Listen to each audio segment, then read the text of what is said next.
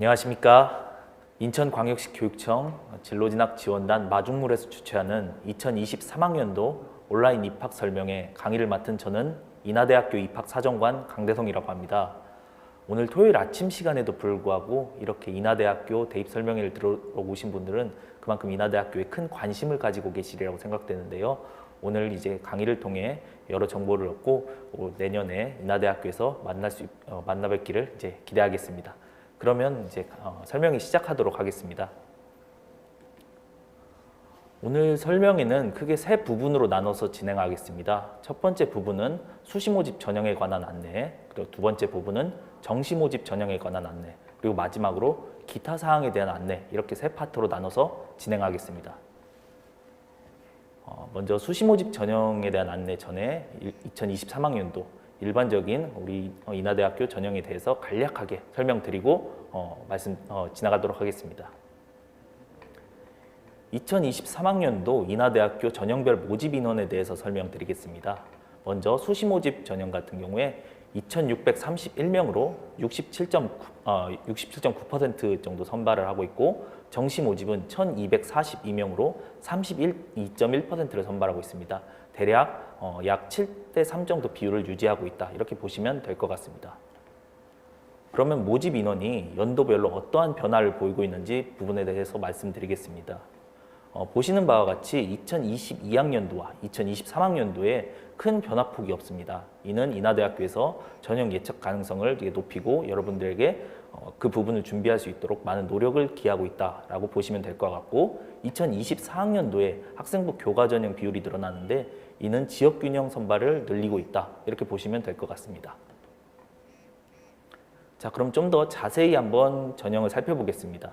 수시 모집 먼저 살펴보면 학생부 종합 전형, 그리고 학생부 교과 전형, 그리고 논술 위주 전형, 실기 실적 위주 전형으로 크게 네 부분으로 나눠서 진행하고 있고, 정시 모집 전형은 이제 수능 위주 기타 부분으로 해서 이렇게 진행하고 있습니다. 특히 학생부 종합 전형 중 인하 미래인재 전형과 인하 참인재 전형은 둘이 합쳐서 1,203명 정도를 선발하고 있는데, 이는 수시 모집 선발 인원 중 45.7%를 선발하고 있어서 인하대학교 수시 모집 학생부 종합 전형의 대표 전형이다, 이렇게 볼 수 있습니다. 자, 그러면 수시 모집 전형에 대해서 말씀드리겠습니다. 첫 번째로 수시 모집 전형 중 학생부 종합 전형에 대해서 설명드리겠습니다. 앞서 말씀드린 바와 같이 인하대학교 학생부 종합 전형의 대표 전형은 인하 미래인재 전형과 인하 참인재 전형입니다. 그중 인하 미래인재 전형에 대해서 먼저 설명드리겠습니다.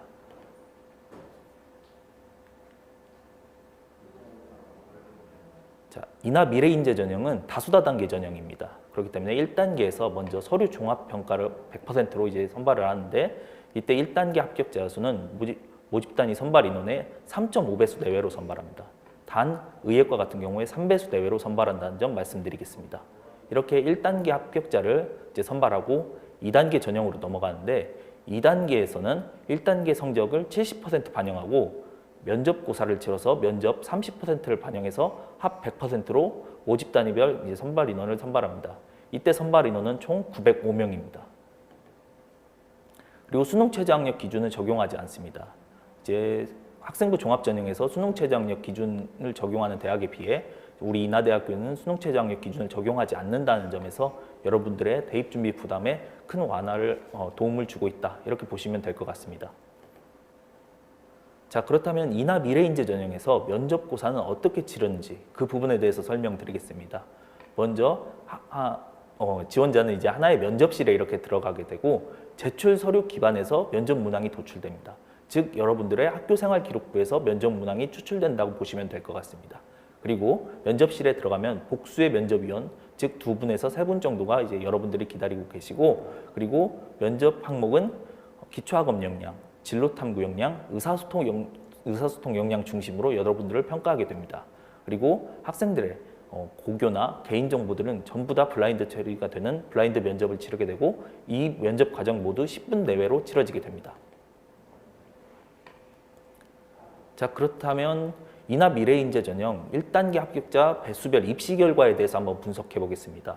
아까 말씀드렸던 것처럼 이제 전년도 같은 경우에 1단계는 이제 3배수 정도 이렇게 선발이 되는데, 그럼 이 3배수 친구들이 최초 합격을 했을 때 그 배수별 최초 합격 비율을 살펴보면 1배수는 75.9%, 2배수는 21.9%, 3배수는 2.2%로 분석되었습니다.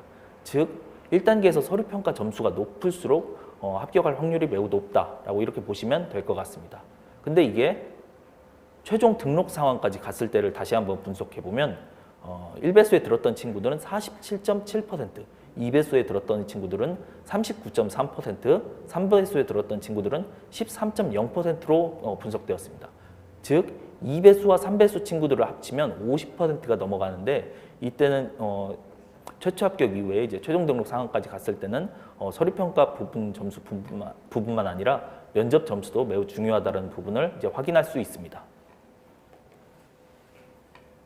자, 다음으로 인하 참인재 전형에 대해서 설명드리겠습니다.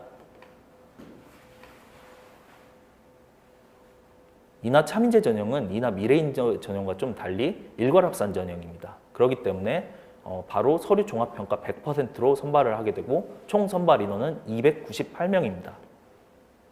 말씀드렸던 것과 같이 일괄합산 전형이기 때문에 면접 과정은 없고, 그리고 인하 미래인재 전형과 동일하게 수능 최저학력 기준도 없습니다. 자, 그렇다면 인하 미래인재 전형과 인하 참인재 전형은 단지 면접이 있고 없고 차이일까, 이렇게 대해서 궁금하신 분이 계실 수 있는데, 이 부분에 대한 답을 드리기 위해 인하대학교 학생부 종합전형 서류평가에 대해서 좀 더 자세히 말씀드리겠습니다. 자, 학생부 종합전형 이제 그럼 서류평가를 위해 제출하는 서류를 살펴보면 먼저 학교생활 기록부가 있습니다. 그리고 자기소개서가 올해부터는 폐지가 되었습니다. 그렇기 때문에 실질적으로 학교생활 기록부만 이렇게 본다, 이렇게 보시면 될 것 같은데, 이제 타 대학 같은 경우에 이제 내년도부터 자기소개서를 폐지하지만 우리 인하대학교는 이제 올해부터 선제적으로 미리 자기소개서를 폐지해서 여러분들이 이제 대입 준비하는데 부담을 완화시키고자 많은 노력을 기울이고 있습니다. 자, 그렇다면 서류평가를 할 때 학교생활기록부에서 어떤 평가 항목이 있는지 그 부분에 대해서 설명드리겠습니다. 이제 전년도 같은 경우에는 지성, 적성, 인성, 종합이라는 4가지 평가 항목 중심으로 이렇게 평가했는데, 올해는 평가 체계를 변경해서 앞에 보시는 바와 같이 이렇게 3가지 부분으로 이렇게 나눴습니다. 첫 번째는 기초학업 역량이고, 두 번째는 진로탐구 역량, 그리고 마지막은 공동체 역량입니다. 이 기초학업 역량이라는 것은 이 친구가 대학에 들어왔을 때 수학할 수 있는 기초적인 학업 능력을 가지고 있고 자기주도적인 학습 태도를 갖추고 있는지 그 부분을 확인하는 것입니다. 그렇기 때문에 학업 능력은 이 친구의 학업 성취도와 그리고 교과 성적 변화 추이에 대해서 한번 살펴보고, 그리고 수업 시간에 자기주도적 학습 태도를 가지고 있는지 그 부분을 중점으로 평가하는 항목이라고 보시면 될 것 같습니다. 다음으로는 진로 탐구 역량입니다. 진로 탐구 역량은 이제 진로 개발을 위한 이제 이 친구가 관심 및 그리고 탐구 활동을 진행하였는가 그 부분을 중점으로 평가하고 있습니다. 그렇기 때문에 진로와 관련된 교과를 어떻게 이수를 했고 어떠한 성취도를 받았는지 그 부분에 대한 평가를 하고, 그리고 이제 진로 탐구 활동을 진행하였는가를 보고 있습니다. 즉 창의적 체험 활동에서 동아리 활동을 어떤 활동을 했고 진로 활동에서 어떠한 내용의 활동을 했는지 그 부분을 중점적으로 보고는 평가 영역이라고 보시면 될 것 같습니다. 이제 마지막으로는 공동체 역량입니다. 공동체 역량은 학교 생활을 통해 이제 드러나는 공동체 내에서 이 친구의 가치관과 태도에 대해서 평가하는 항목입니다. 그렇기 때문에 출결 상황과 함께 창의적 체험 활동에서 자율 활동 그리고 봉사 활동 부분에서 이 부분을 중점적으로 확인하고 있습니다. 그렇다면 이러한 평가 항목이 각 전형별 이제 평가 비율을 보면 인하 미래인재 전형에서는 기초 학업 역량에서 30%, 진로 탐구 역량에서 45%, 공동체 역량에서 25%로 비중으로 평가를 하고 있고, 인하 참인재 전형에서는 기초 학업 역량에서 45%, 진로 탐구 역량에서 25%, 공동체 역량에서 30%로 이렇게 평가를 하고 있습니다. 즉 자신이 학업 성취도가 조금 떨어지고 학업 능력이 좀 떨어진다고 이렇게 판단을 했지만 자신의 진로를 향해 이제 노력하는 부분이나 그 부분을 좀 더 강점으로 드러낼 수 있는 친구들은 인하 미래인재 전형을 지원하는 게 좀 더 유리할 것이며, 자신의 진로를 이제 개척하지 아직 고민이 많아서 이제 개척하지 못했는데 다만 학업 성취도가 좀 더 다른 친구들에 비해 긍정적인 부분을 보이고 있으면 이나 차민재 전형을 지원하는 게 좀 더 유리하지 않을까 이렇게 생각해 봅니다. 자, 다음으로 학생부 교과 전형에 대해서 설명드리겠습니다. 인하대학교 학생부 교과 전형은 지역균형 전형으로 이제 운영되고 있습니다. 말씀드린 것과 같이 일괄 합산 전형이면서 이제 학생부 교과, 즉 내신 100%로 이렇게 반영하고 선발 인원은 401명입니다. 수능 최저 학력 기준은 있으며 학생부 교과 점수를 산출할 때 과목별, 학년별 가중치는 이제 적용하지 않습니다. 단 학생들의 이제 내신 등급과 이수 단위로만 이렇게 성적을 산출한다 이렇게 보시면 될 것 같습니다. 그리고 지역균형 전형이기 때문에 학점 추천이 필요한데 다만 이제 추천 인원이 제한이 없으니까 재수생 그리고 삼수생 친구들도 추천을 받으면 지원할 수 있습니다. 그리고 진로 선택 과목 같은 경우에 내신 등급이 나오지 않지만 성취도가 나오기 때문에 그 성취도를 등급으로 변환해서 상위 3개 과목을 반영합니다. 이때 A 성취도는 1등급, B 성취도는 2등급, C 성취도는 4등급으로 변환해서 성적을 산출합니다. 자, 그렇다면 학생부 교과 전형의 수능 최저 학력 기준에 대해서 살펴보겠습니다. 먼저 이제 국어, 수학, 그리고 영어, 그리고 탐구는 과학탐구에서 상위 1개 과목 이렇게 반영하는데 이 4개 영역 중 2개 영역 합이 5등급 이내여야 됩니다. 다만 의예과 같은 경우에 국어, 수학, 영어, 그리고 과학탐구는 2개 과목 평균으로 해서 이 4개 영역 중 3개 영역 각 1등급이 되어야 수능 최저 학력을 이제 충족한다고 보시면 될 것 같습니다. 다음은 인문 계열입니다. 인문 계열의 경우 국어, 수학, 영어, 이제 탐구는 이제 과목 구분 없이 상위 1개 과목 이렇게 해서 이 4개 영역 중 2개 영역 합이 5등급 이내여야 수능 최저 학력 기준을 충족한다고 보시면 될 것 같습니다. 자, 그렇다면 학생부 교과 전형 이제 수능 필수 그리고 선택 응시 과목에 대해서 말씀드리겠습니다. 이는 앞서 설명드렸던 수능 최저 학력 기준과 이제 연계된다고 보시면 될 것 같습니다. 인문 계열 같은 경우에 국어, 수학, 영어 그리고 탐구는 구분 없이 이렇게 응시하시면 되고 자연 계열 일반학과 같은 경우 국어, 수학, 영어 그리고 탐구는 과학 1개 과목을 무조건 포함한 상황으로 이렇게 응시하시면 됩니다. 자연 계열 의예과 같은 경우에 국어, 수학, 영어, 이제 과학 탐구를 이렇게 응시하셔야 됩니다. 그럼 영역 내 선택 과목을 살펴봤을 때 국어 과목 같은 경우에는 어떤 과목을 선택하셔도 상관이 없고 수학 같은 경우에 인문은 어떤 과목을 또 선택하셔도 상관없습니다. 다만 자연 계열은 수학에서 미적분과 기하 둘 중에 하나를 택하셔야 되는데 몇 개의 이제 모집 단위에서 확률과 통계를 이제 선택해도 무방한 학과들이 있습니다. 이는 산업경영공학과, 화학공학과, 생명공학과, 신소재공학과, 에너지자원공학과, 화학과, 생명과학과, 해양과학과, 식품영양학과, 인공지능공학과입니다. 그리고 탐구는 앞서 말씀드린 부분과 이제 동일하여 넘어가도록 하겠습니다. 자, 그럼 2022학년도 전년도 학생부 교과 전형 입시 결과에 대해서 간략히 설명드리겠습니다. 먼저 경쟁률을 한번 살펴볼 텐데 2022학년도 학생부 교과 전형 경쟁률은 이제 10대 1 정도로 이제 나타났습니다. 그렇다면 상당히 높은 경쟁률이 아닌가 이렇게 생각해 보실 수 있는데 좌측에 2022학년도 수능 최저 학력 충족률을 보시면 50%가 채 되지 않습니다.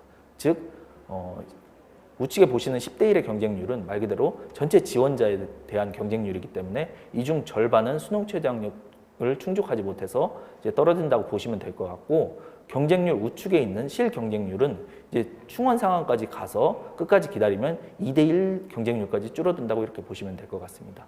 그렇기 때문에 본인이 수능 최저 학력 기준 충분히 충족하실 수 있다라고 이렇게 생각이 되신다면 학생부 교과 전형에 지원하시길 적극 추천드립니다. 자, 세 번째는 논술 우수자 전형입니다. 논술 우수자 전형도 이제 일괄 합산 전형인데 첫 번째로 이제 논술고사를 보기 때문에 논술 성적 70%를 반영하고 다음으로 학생부 교과 성적 30%를 반영해서 100%로 일괄 합산합니다. 이때 선발 인원은 469명입니다. 수능 최저 학력 기준 또한 적용하지 않는데 다만 의예과 같은 경우에는 학생부 교과 전형과 동일한 수능 최저 학력 기준을 적용하고 있습니다. 자, 그렇다면 30% 반영하는 학생부 반영 점수에 대해서 어떻게 산출되는지 그 부분에 대해서 설명드리겠습니다. 인하대학교 논술 우수자 전형 같은 경우에 일반적으로 저희 이제 3등급에서 6등급 친구들이 많이 지원하는데, 이때 3등급 친구들의 내신을 산출해 보면 대략 290점, 4등급은 288점, 5등급은 286점, 6등급은 284점 정도로 이제 산출이 됩니다. 즉 3등급과 6등급 차이가 한 6점 정도 차이를 보이고 있는데, 이를 논술 점수와 비율로 이제 환산해 보면 1.35점 차이입니다. 즉 3등급에서 6등급까지의 등급 차이를 논술 1.35점 차로 극복할 수 있다, 이렇게 보시면 될 것 같습니다. 그만큼 논술 점수의 중요도가 상당히 높은 전형이며 어떻게 다르게 해석해 보면 크게 논술 고사 점수가 상당히 중요시 되기 때문에 논술 100 전형과 유사하다, 이렇게 보시면 될 것 같습니다. 자, 그럼 전년도 논술 우수자 전형 경쟁률을 살펴보면 모집 인원이 485명, 그리고 지원 인원이 18,257명으로 총 37.6대 1이라고 1이었습니다. 그럼 상당히 좀 높은 경쟁률이 아닐까, 이렇게 생각할 수 있는데, 실제 논술고사 이제 결시율을까지 고려해 보면 대략 40%가 넘는 결시율을 적용했을 때 실질 경쟁률은 20대 1보다 조금 높은 수준이었습니다. 그만큼 이제 경쟁률이 많이 떨어지기 때문에 충분히 지원해 볼 수 있는 전형이 아닐까 생각해 봅니다. 그러면 논술고사 출제 범위가 어떻게 되느냐, 그 부분에 대해서 설명드리겠습니다. 인하대학교 이제 논술고사 같은 경우에 몇 년 동안 그대로 유형을 유지해 가면서 출제하기 때문에 이렇게 여러분들의 전형 준비를 위한 예측 가능성을 상당히 고려하고 있다, 이렇게 보시면 될 것 같고, 먼저 인문계열 같은 경우에 인문학과 사회과학을 고려한 언어 논술 형태로 문제를 제출하고 있습니다. 이제 제시문은 국어과 사회과 교과서에서 이제 발췌를 한다라고 보시면 될 것 같고, 자연은 이제 수리 논술로 출제합니다. 그렇기 때문에 수학 교과에서 문제가 나오는데 수학 1, 수학 2, 미적분에서 출제가 됩니다. 이는 기하와 확률과 통계에서는 이제 출제가 되지 않는다는 건데, 이만큼 여러분들에게 대입 준비 부담 완화를 위해 노력하고 있다라고 보시면 될 것 같습니다. 그리고 전년도 같은 경우에 의예과랑 이제 겹쳐서 보는 이제 모집 단위의 경우 두 문항이 의예과와 겹쳤는데, 올해는 의예과 별도 두 문항을 출제해서 한 문항 정도만 겹치게 됩니다. 그만큼 난이도 조정을 위해 큰 노력을 하였다라고 보시면 될 것 같습니다. 자, 그러면 논술 우수자 전형을 위한 논술고사를 어떻게 준비해야 될까? 그 부분에 대한 고민이 많이 있을 것 같습니다. 먼저 제가 추천드리는 방법은 논술 모의고사를 응시하는 게 가장 중요하지 않을까라고 생각됩니다. 인하대학교는 논술 모의고사를 대학 초청형 논술 모의고사와 고교 발송형 논술 모의고사로 운영하고 있습니다. 올해 같은 경우에 대학 초청형 논술 모의고사는 6월 18일 그때 예정을 두고 있는데 6월 초부터 신청을 받을 계획입니다. 이렇게 실제 대학 초청형 이제 논술 모의고사는 실제 본 논술고사와 유사한 환경에서 치러지기 때문에 여러분들이 그 논술 모의고사를 응시해서 현장감을 기르게 하는 것도 많이 도움이 되지 않을까 생각이 되고, 만약 여러 사정으로 인해서 대학 초청형 논술 모의고사에 응시하지 못했을 때는 고교 발송형 논술 모의고사도 있습니다. 이제 대학 초청형 논술 모의고사 진행 이후에 이제 저희가 따로 신청을 받아서 그 각 고교로 이제 논술 모의고사 문제지 그리고 해설지 답안지를 보내주고 있습니다. 즉 고교 선생님의 신청을 받아서 이렇게 지원할 수 있으니까 여러분들께서 담임 선생님이나 부장 선생님께 말씀하셔서 이제 인하대학교 입학 홈페이지에서 신청 이렇게 할 수 있도록 이렇게 진행하면 좋을 것 같습니다. 그리고 이제 논술 모의고사 진행 이후에 논술 전문 교수님들의 논술 해설 특강이 있습니다. 저희가 그걸 또 해설 특강 동영상을 따로 만들어서 인하대학교 입학처 유튜브에 게시를 해놓고 있습니다. 여러분들께서 그거를 이제 확인하시고 자가 채점이나 분석을 이렇게 하시면 될 것 같고, 그리고 이후에 저희가 또 논술 가이드북을 이제 만들고 있습니다. 이를 통해서 여러분들이 문항 분석을 체계적으로 진행하면 큰 도움이 될 것 같습니다. 이렇게 실전 연습을 계속하면 인하대학교 논술 우수자 전형의 논술고사를 충분히 준비할 수 있지 않을까라는 생각이 듭니다. 자, 다음으로 정시모집 전형에 대해서 설명드리겠습니다. 자, 정시모집 전형은 이제 수능 위주 전형이기 때문에 수능 성적 100%를 반영하는 일괄합산 전형이고 선발 인원은 1,076명입니다.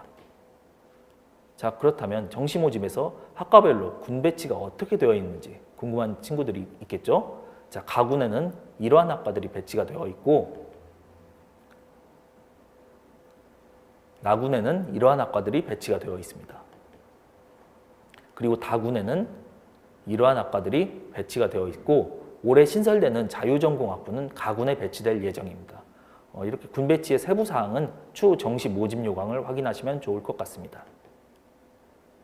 자, 그렇다면 이제 정시 모집에서 수능 점수가 어떻게 반영되느냐 그 부분에 대해서 궁금하실 수 있는데 먼저 국어, 수학 같은 경우에 인하대학교는 표준 점수로 이렇게 반영이 되고 영어는 등급별 환산 점수로 반영이 됩니다. 그리고 탐구 과목 같은 경우에 백분위를 활용한 자체 변환 표준 점수를 이용하는데 이렇게 해서 자연 계열을 먼저 설명드리면 국어, 이제 수학은 이제 표준 점수로 이렇게 반영되는데 수학은 미적분과 기하를 택해야 됩니다. 다만 아까 학생부 교과 전형에서 수능최저학력 적용할 때 확률과 통계를 선택 가능한 학과는 여기서도 확률과 통계를 선택할 수 있습니다. 아까 말씀드렸던 10개 과에 통계학과를 포함해서 총 11개 학과입니다. 특히 이 학과에서 만약 미적분과 기하를 선택한 응시자가 있다면 이 친구들은 표준 점수의 5%의 가산점을 부여하고 있습니다. 그리고 영어는 등급별 환산 점수, 이제 탐구는 과학 탐구 두 과목을 이렇게 택해야 되고 그리고 이제 한국사는 5%로 이렇게 등급별 변환 점수를 이렇게 반영한다는 점 말씀드립니다. 자, 다음은 인문 계열입니다. 인문 계열도 이제 아까 말씀드렸던 것처럼 자연 계열과 반영 방법은 크게 유사한데 수학 같은 경우에 이제 선택 과목에 제한이 없고 탐구 같은 경우에도 사회, 과학 구분 없이 이렇게 택하면 됩니다. 자, 그러면 2023학년도 정시 모집의 수능 반영 비율에 대해서 설명드리겠습니다. 인문 계열의 일반학과, 즉 보편적인 일반학과 같은 경우에 국어는 30%, 수학은 25%, 영어는 20%, 탐구, 즉 사회탐구, 과학탐구는 20%, 한국사는 5% 비율로 이렇게 반영하고 있으며 인문 계열에서 공간정보공학과, 아태물리학부, 그리고 글로벌 금융학과, 간호학과의 경우 국어는 30%, 수학은 30%, 영어는 20%, 탐구, 그리고 그러니까 사회탐구, 과학탐구는 15%, 한국사는 5% 비율로 반영하고 있습니다. 그리고 자연계열 전체 모집 단위는 국어는 20%, 수학은 30%, 영어는 20%, 과학탐구는 25%, 그리고 한국사는 5% 비율로 반영하고 있고, 그리고 자유전공학부는 일반 계열과 이제 반영 비율은 동일한데 탐구 과목에서 사회탐구 그리고 과학탐구를 응시해도 괜찮습니다. 자, 이렇게 봤을 때 계열별 그리고 모집 단위에 따라서 반영 비율이 다르다는 것을 확인할 수 있습니다. 그렇기 때문에 지원자가 본인의 이제 수능 점수에 를 계산해서 자신에게 유리한 반영 비율을 산정하고 있는 그런 모집 단위를 지원하는 게 합격 확률을 조금이라도 더 높일 수 있는 방법이지 않을까라고 생각해 봅니다. 아래는 영어 영역의 자체 등급별 환산 점수인데 1등급에서 3등급까지는 큰 폭을 보이지 않는다는 점 이렇게 확인하실 수 있습니다. 자, 마지막으로 기타 사항에 대한 안내를 이제 설명드리겠습니다. 이제 오늘 이제 30분 안쪽으로 이렇게 설명을 드리다 보니까 상당히 좀 빠르고 이제 급박하게 이렇게 진행을 했는데 오늘 제가 설명드린 부분에서 좀 더 미흡하거나 좀 더 궁금한 점이 있다고 생각되시는 분들은 이제 인하대학교 입학처 홈페이지에 이렇게 들어오시면 입학 상담 전용 자료들이 이렇게 많이 이렇게 나열되어 있습니다. 그 부분을 통해서 이렇게 확인하실 수도 있고 그리고 유튜브 채널에 들어가시면 인하대학교 입학처라고 치시면 인하대학교 입학처 유튜브 공식 채널이 있습니다. 여기에 제가 아까 말씀드렸던 논술 모의고사 해설특강 동영상이나 여러 전형에 대한 대입전형 안내 영상들이 게시되어 있습니다. 그러니까 구독을 해주셔가지고 이제 저희가 그 영상을 게시하는 대로 이렇게 바로 확인해 보면 큰 도움이 되지 않을까 이렇게 생각이 됩니다. 그 위에 이제 인하대학교 일반적인 정보 같은 경우에 인하대학교 공식 인스타그램이 이렇게 있습니다. 이 부분 이제 팔로우 해주시면 이제 여러 인하대학교 정보들을 많이 얻으실 수 있고 여기 좌측에 보시면 이렇게 용 인형 큰 거랑 이제 오리가 이렇게 있는데 이 친구들이 이제 인하대학교 마스코트 이제 안용이랑 인덕이입니다. 이제 상당히 이제 귀여운데 이렇게 인하대학교 입학하셔서 이 친구들이랑 사진도 많이 찍고 이렇게 할 수 있는 이벤트들이 많이 준비되어 있으니까 많이 인하대학교 입학하셔서 이렇게 만나보면 좋지 않을까라고 생각합니다.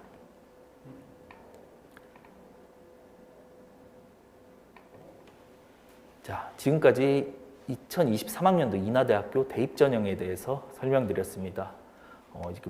좀 짧은 시간이었는데 큰 도움이 되셨을지는 잘 모르겠는데 이제 여러분 오늘 드린 정보를 통해서 이제 여러분들 성공적인 입시를 준비하시길 바라겠고 내년에 인하대학교에서 만나 뵙길 이제 기대하겠습니다. 지금까지 경청해 주셔서 감사합니다.